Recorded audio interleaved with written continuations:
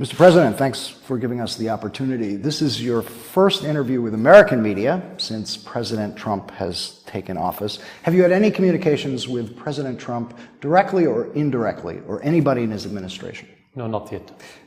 This is an opportunity for you to convey a message to President Trump, if you have one. What would you like to say to him? I wouldn't convey the message through the media. I would send it through different channels, maybe diplomatic channels. But any message for us is the public one. We don't have two messages. We have one stand, one position toward what's happening in Syria, and it's about fighting terrorism. You said yesterday, I believe, that what you have heard from the new administration is promising. Explain what you meant. The position of President Trump since he started his campaign for presidency till this moment is that the priority is to fight terrorism. And we agree about this priority. That's our position in Syria. The priority is to fight terrorism. And that's what I mean by promising. You indicated that you thought there was some way for cooperation between the United States and Syria, but you didn't explain what that would be. What sort of cooperation can you envision? Against terrorists and against terrorism. That's self-evident for us. This is beside having cooperation between any two nations, but in the meantime, in these circumstances, the priority is to have cooperation in fighting terrorism between the different nations, including Russia and Iran and Syria, of course. The President has tasked his Secretary of Defense with developing plans for defeating ISIS or Daesh. Among the proposals they are reportedly considering is using more special forces and even military assets such as Apache helicopters inside Syria, and arming Kurdish fighters who are fighting Daesh in the north. If such moves would defeat ISIS, would you welcome them? Could the American prowess defeat the terrorists in Afghanistan or in other places? No, you cannot. It's not enough to have this Apache or F-16 or F-35, whatever you want to label it, to defeat a terrorist. It's more comprehensive way of dealing with that complicated issue. So if you want to start genuinely as the United States to do so, it must be through the Syrian government. We are here, we are the Syrians, we own this country as Syrians, nobody else, nobody would understand it like us. So you cannot defeat the terrorism without cooperation with the people and the government of any country. But you have welcomed Russian troops into your country. Would you welcome American troops into your country? We invited the Russians, and the Russians were genuine regarding that issue. Right. If the Americans are genuine, of course they are welcome. Like any other country who wanted to defeat and to fight with the terrorists. Of course, with no hesitation, we can say that. But so you want American troops to come into Syria to help fight ISIS?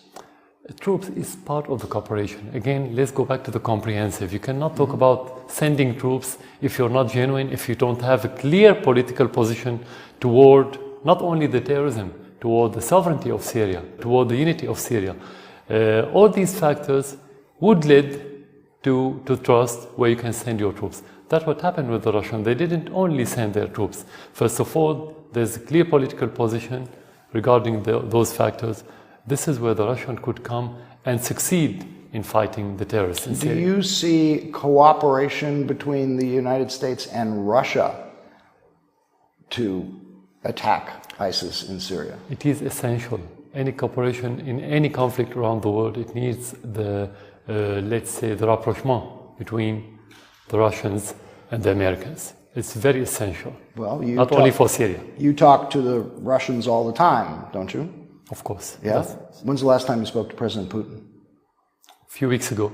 Right. What did you talk about? About the problem in Syria. Yeah, right. Okay. About the advancement are you going to of the Syrian army in Syria. Right. Are you going to try to broker some sort of arrangement between the United States and Russia in this fight? There's direct contact between them. And President Putin had a telephone call with President Trump a week or so. Mm-hmm. And they talked about different issues, including Syria. So they don't need my role to do so. And we don't have any contact with the Americans to help the Russians make contact or improve their relation. We're not in that position. President Trump also recently said he absolutely wants to create safe zones inside Syria to protect refugees and possibly allow many of them to return. If such a move would help protect your country's endangered citizens, would you support that? But actually, it won't. It won't. A safe zone for the Syrians could only happen when you have stability and security, where you don't have terrorists, where you don't have flow and support of those terrorists by the neighboring countries or by Western countries. This is where you can have natural safe zones, which is our country. They don't need safe zones at all. It's much more viable, much more practical and less costly to have stability than to create safe zone. It's not a realistic idea at all. Upwards of half of your country's population has been displaced. How can you say that safe zones to protect them from bombardment would not be helpful? The first thing you have to ask, why were they displaced? If you don't answer that question, you cannot answer the rest. We're displaced for two reasons. First of all, the terrorist acts and the support from the outside. Second, the embargo on Syria. Many people didn't only leave Syria because of the security issues. As you see, Damascus is safe today. It's nearly normal life, not completely. But they don't find a way for life in Syria. So they have to travel abroad in order to find their living. So if you lift the embargo and if you stop supporting the terrorists, I'm not talking about the United States, I'm talking about everyone who supported terrorists, including the United States during Obama's administration. If you stop all these acts, most of those people will go back to their country. There are, 4.8 million Syrian refugees since this crisis began. Just as way of comparison, that is more than 4 times the total number of Palestinian refugees from the events of 1947 and 48. Do you accept that this is a humanitarian disaster? It is a humanitarian disaster created by the Western support of those terrorists, of course, and the regional support by Turkey and Qatar and Saudi Arabia. It didn't happen just like this. And do you bear any responsibility at all for this as disaster? President? Yes. Regarding the policy that I undertake since the beginning of the crisis, were supporting the dialogue between the Syrians, fighting terrorists, and supporting reconciliation. And they succeeded. So no, regarding these policies, I think we were correct, and we are continuing on these pillars for the future of Syria regarding this crisis. As you know, President Trump has signed a very controversial executive order barring refugees, immigrants from predominantly Muslim countries, but specifically all Syrian refugees, saying that their entry into the country would be detrimental to the interests of the United States. The premise is that some of them are terrorists. Yeah. Do you agree with President Trump on this? This question has two aspects. The first one is American. This is an American issue and it's related to the sovereignty of the American nation. Every country has the right to put any regulations to enter their country. We can disagree or agree. But if you ask me, as president, as official in Syria, the Syrian state, my responsibility not to go and ask any president to allow the Syrians to go there and to have refuge in that country. My responsibility is to restore the stability in order to bring them back to Syria and find refuge in their country. So I'm not going to discuss that this is right or wrong. This is an American issue. But the question was, are some of these refugees, in your view, aligned with terrorists? Oh, definitely. And, definitely. Definitely. You can find it on the net. The same picture that you saw them, in some cases, of course, in some instances, those terrorists in Syria holding the machine gun or killing people, they are peaceful refugees in Europe or in the West in general. Yeah, that's true. So how many terrorists do you believe are among the 4.8 million Syrian refugees. No one has any number. Nobody knows. Do you believe it's a significant number? Because nobody knows all the terrorists to give a percentage. No one at all. Do you believe it's a significant number? It's not about significant, because you don't need significant number to commit atrocities. 11th of September, it happened by only 15 terrorists out of maybe millions of immigrants in the United States. So it's not about the number, it's about the quality, it's about the intentions. So if what you're saying is correct, then President Trump would be justified in keeping them out of the United States. I'm not American to justify it. Only as American people will say this is against the interests of the United States or with the interest. From the outside, we can discuss it as value. This is with the values of the humanitarian situation in the world or not. That's how we can discuss it. But again, I can only speak as president. For me, the priority is to bring those citizens to their country, not to help them immigrate. That's the natural duty according to the Constitution and to the law. Would you welcome all of Syria's refugees back into your country? Definitely. Definitely, even the terrorists. I don't have to welcome them as president. I don't own the country. It's not my house. It's not my company. It's not my farm. This is country to every Syrian. But if you believe that some of them are terrorists, what would you do with them when they return to Syria? It doesn't matter what I believe. What matters is what the law would say about every person committed any act against his country. Taking into consideration that we gave amnesty in Syria to thousands of people who committed action or acts against their country as part of the reconciliation. How do you expect them to return? What is your vision or plan for bringing Syria's refugees back into Syria? Already many of them, not a huge number, but many of them came back to Syria, many of them, in spite of the security issues and the embargo. So the majority of Syrians would like to come back to their country. This is natural for every citizen. They will come back when there's security and when there's no embargo. Your military just last month drove the rebels from eastern Aleppo. Do you see this as a turning point in Syria's civil war? And do you believe you've now won this war? No, it's not turning point. Turning point was when we took the decision to fight terrorism in spite of all the propaganda against us abroad, especially in the West, and against every pressure. That was the turning point. Aleppo is important steps against the terrorists in the fight against terrorism. But I cannot say turning point because we're still going in the same way, in the same direction. We haven't changed our direction.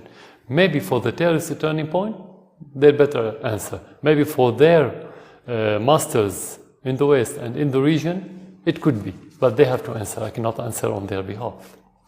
I was asking you before about potential cooperation between the United States and Syria, but the problem that many would have with that is the continued allegations of human rights abuses by your government. Now, just today, we have a new report from Amnesty International about Sadnaya prison, human slaughterhouse, they call it, 5,000 to 13,000 detainees hanged in mass hangings there, horrific conditions, trials of blindfolded prisoners, 1 to 3 minutes in length, no lawyers, secret, all in secret.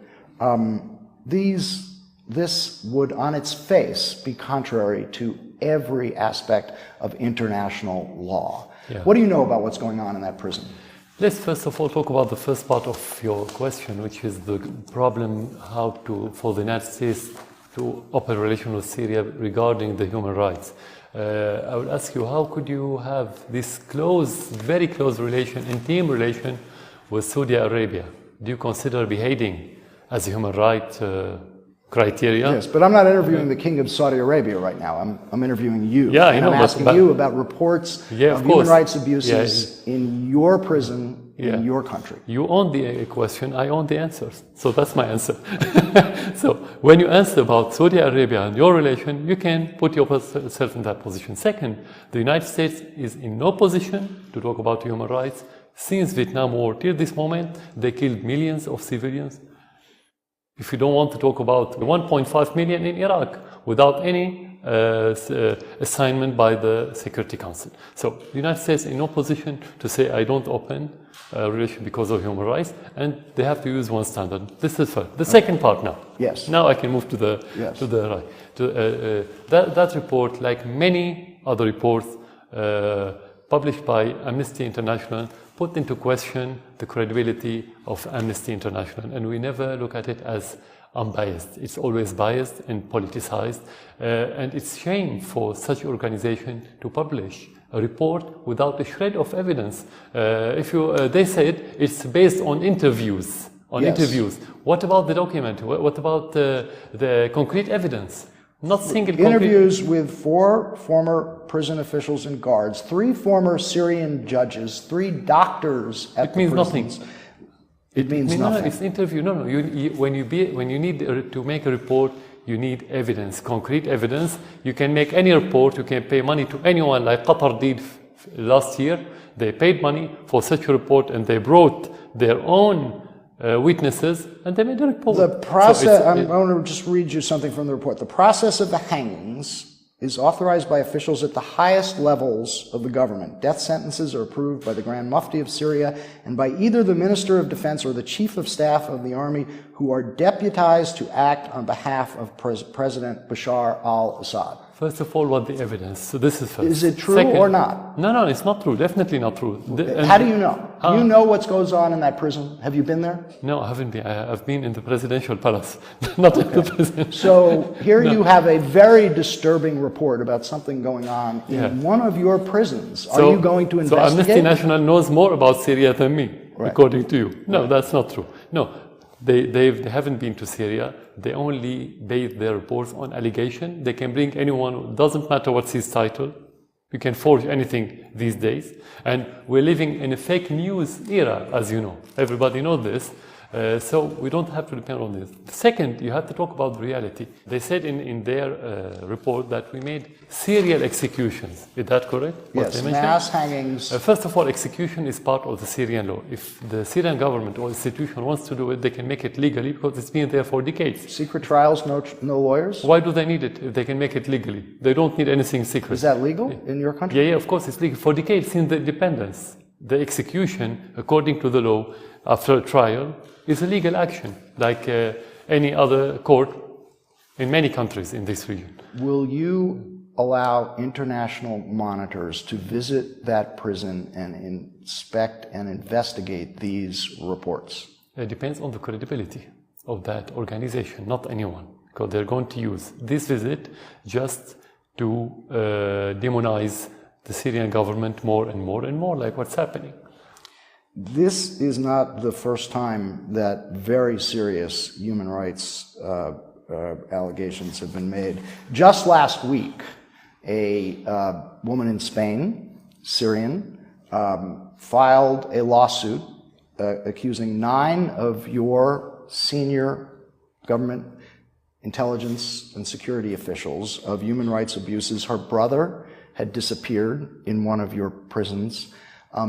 You asked about documents. The lawyers who have filed this, accusing your government of human rights abuses, have collected 3,000 pages of evidence and over 50,000 photographs taken by one of your former government's photographers showing emaciated, tortured bodies in your prisons. Who verified the pictures?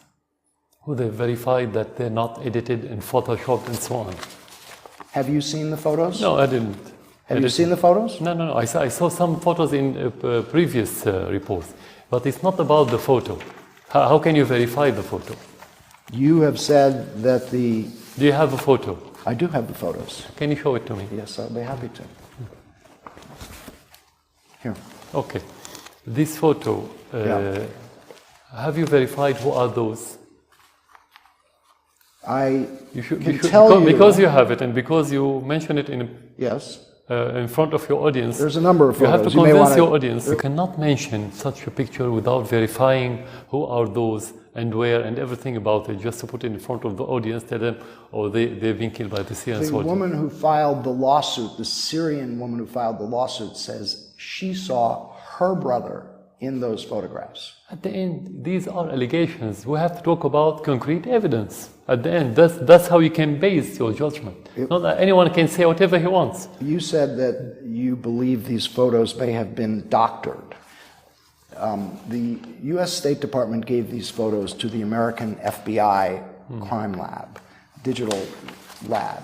They examined these photos and said the bodies and scenes depicted, these are 242 of these images, the bodies and scenes depicted exhibit no artifacts or inconsistencies that would indicate they have been manipulated. As a result of the above observations, all of these 242 images appear to depict real people and events. Who said that? The FBI. Have you seen their report? No.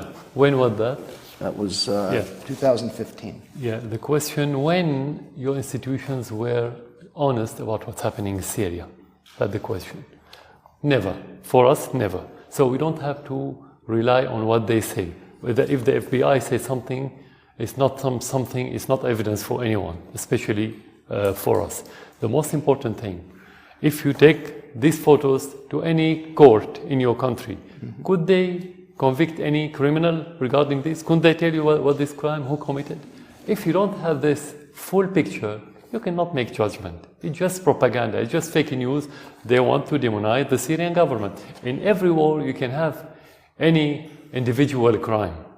It happened all over the world, anywhere, but it's not a policy. But let me it's just, if I hear what you're saying, the FBI is just forwarding propagating propaganda. Amnesty International is propagating propaganda. Everybody is conspiring against the Syrian government. Why? Ask them. You're the one making the allegation. No, I'm not making an allegation. They supported the terrorists. And you go back to what they said. John Kerry, a few months ago, said, by his voice, that we were watching ISIS advancing, and we expected the Syrian president to make concessions. What does it mean? Obama said it in an interview, in one of his speeches, that the war on Iraq created ISIS. So who supported ISIS? We didn't create it. You created. The United States created all this mess. Who supported the rebels and called them moderate rebels while they became ISIS and al-Nusra in Syria? We didn't. So it's not conspiracy. These are facts. This is reality. We didn't give money. We didn't support these terrorists. Your country supported them. UK, France, publicly, and they said they sent armament. We didn't. So you can take that. It's not my allegation. It's your official allegation, including Joe Biden, the vice president of Obama. He said about Saudi Arabia and other countries supporting this extremism. But the United States... So if it's allegation, it's their allegation. It's American allegation before it's been Syrian allegation. The United States and its coalition partners have been bombing ISIS in Iraq and in Syria. It's supporting the Iraqi army in its efforts to liberate Mosul from ISIS. How can you say that the United States is supporting ISIS? Can you explain to me how could they defeat ISIS in Iraq, and ISIS was expanding since the American coalition started attacking Syria? Now? It's been expanding. No, is it expanding now? It started shrinking after the Russian intervention, not the American one. How could they use our oil fields and export with thousands of barrel trucks to Turkey without being seen by your drones and by your satellites, while the Russians could be able to do so and attack them and destroy all their facilities? How? If this is cosmetic campaign against ISIS. Just to be clear, I have shown you the FBI report, I've shown you the photographs, I've shown you the Amnesty International report. Will you cooperate in investigations to determine if these very serious reports are in fact true?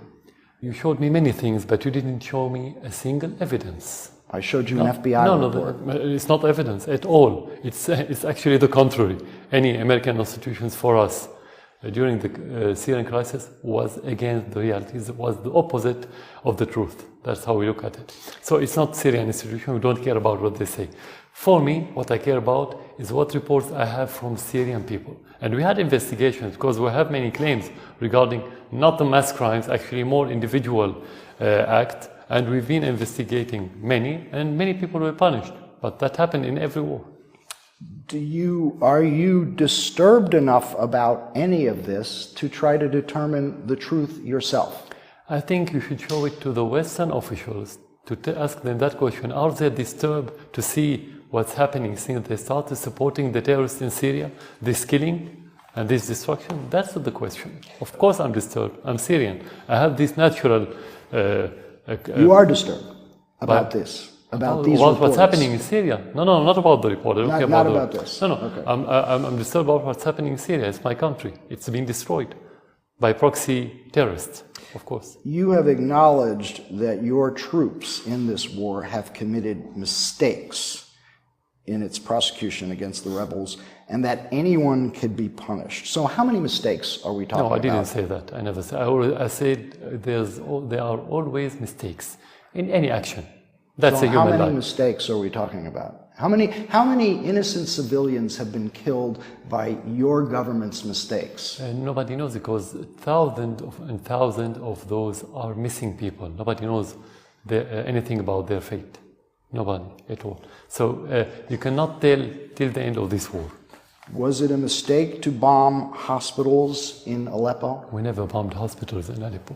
Why to bomb hospital? Can you convince your audience that we have interests in bombing hospitals? Actually, this is against our interest. This is against our interest to bomb hospital if it's used as hospital. And the proof that it was a lie, every time they talk about bombing hospital, every time they say this is the last hospital in eastern part of Aleppo. And the second time they talk about another hospital and they say the same. They bombed the last hospital. So it's a lies and lies and lies. We can spend the whole interview talking about lies, and we can talk about the truth and the reality. I have to talk about the reality. Is it a mistake to use barrel bombs and chlorine gas? You have to choose which part of the narrative is correct. Once they said we are using indiscriminate bombs, and they called it barrel bombs. The other day they said we targeted hospitals and the schools and convoys. We either have precise armaments or we have indiscriminate armament. So which one do you choose? Will you do acknowledge, though, that innocent civilians, there have been civilian casualties in this war? Of course, every war is a bad war. Okay. Every war is a bad war. You cannot talk about good war. Let's agree about this. Every war has casualty. Every war has innocent people to pay the price. This is the bad thing about war. That's why we need to end that war. But having casualty doesn't mean not to defend our country against the terrorists and against the invasion from abroad through those proxies by foreign countries like the Western countries and the regional ones. That's self-evident. President Obama gave a speech in 2013 about the U.S. counterterrorism efforts, including drone strikes. And he says, while defending those strikes, nevertheless, it is a hard fact that U.S. strikes have resulted in civilian casualties. For me and those in my chain of command, those deaths will haunt us as long as we live. Are you haunted by the deaths of innocent civilians caused by your government's military action? That important example about the armament, it's not about what bomb do you use, whether you call it barrel or any other name. It's not about that. It's about the way you use and your intentions. That's why the state-of-the-art drones with their missiles, the American ones, killed much more civilians than terrorists. So it's not about the drone, it's not about the armament, it's about your intentions. In our case, in Syria, of course we have to avoid the civilians not because they are our people, not only because they are our people, and this is a moral issue. It's actually because it's going to play into the hand of the terrorists. If we kill the civilians intentionally, it means we are helping the terrorists. So why would we do it? Why we are defending the civilians and killing the civilians? It doesn't work. This is a contradiction. If we are killing the civilians, who are we defending Syria? Against who and for who? You were asked just yesterday, are all means justified in this war? And you said, your answer was, yes, it's a duty. So you can use every mean in order to defend the Syrian people. Exactly. Every mean. Every mean. Including torture. No, it's not a defend. Torture is not a defend. Why do you use torture? What's the relation between torture and defending your country? So where do you draw the line? No, you have rules. You have very clear rules, like any army. When you want to defend your country, you use your armaments against the terrorists. This is the only rule that I'm talking about. This is all the means that you can use in order to defend your country militarily, if I'm talking about military. Of course, you have to defend it politically, economically, in every sense of the word. But if you talk about militarily, torture is not part of defending your country. Last question. Can you just give us your vision of a settlement of this conflict? Yeah. And can it, under any circumstances, will you be willing to step aside if it can end this disaster of a war for the Syrian people? Definitely. For me, whenever the Syrian people don't want me to be in that position, I will leave right away. This is a very simple answer for me, and I don't have to think about it. And I'm not worried about this point. I would worry if I'm in that position and I don't have the public support. This is going to be a big problem for me, and I can bear it. And I cannot produce anyway. Regarding the first part, how would I see the solution? Two pillars. The first one is fighting terrorism. Without fighting terrorism and defeating the terrorists, no other solution would be fruitful at all. At all, any kind of solution.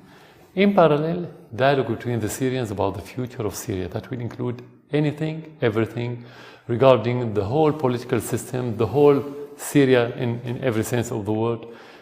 Then when you can get elections and you can have national unity government, then you can have parliamentarian elections, then if the Syrian people think about early presidential elections or any kind of presidential election, that will be viable. So earlier than the completion of your term, which I believe is in 2021. If there's public consensus about this. Well, how would you determine whether there's public consensus? We can discuss at that time. It's still early to talk about it. We haven't finished any of the stages that I'm talking about. So we never thought about how, because we don't know what circumstances are we going to face that time. But at the end, when you live in a country, you can sense Syria is not continent, it's a small country.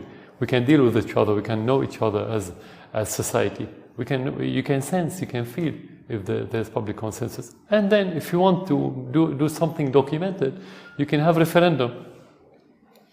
That's very clear. Do you have any cause for optimism? Yeah, of course, without that optimism, we wouldn't fight for 6 years.